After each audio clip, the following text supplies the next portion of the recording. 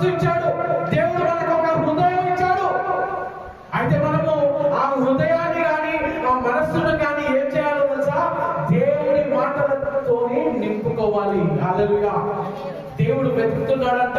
ఆయనని ఆత్మతో సత్యముతో ఆరాధించే వారి కోసం వెతుకుతున్నాడు. ఈ రోజు నీవు ఆత్మతో దేవుడిని సత్యముతో ఆరాధిస్తావా? దేవుడిని ఆరాధించే వాడుగా, ఆరాధించే దానముగా ఉన్నావా? దేవుడు నీ గురించి ఆలోచిస్తున్నాడు, నీవు దేవుడి గురించి ఆలోచిస్తున్నావా?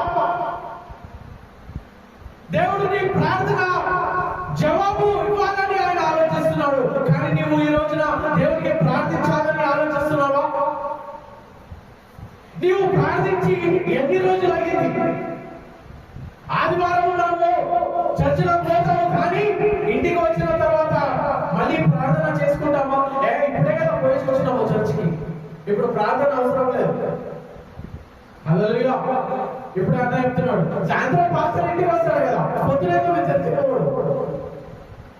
ఆలోచన, మనిషి ఆలోచన ఎట్లుంటుంది తెలుసా? ఇంతే ఉంటుంది, చిన్నగా ఉంటుంది మనిషి ఆలోచన. ఈ ఆలోచన బయటికి రాకముందే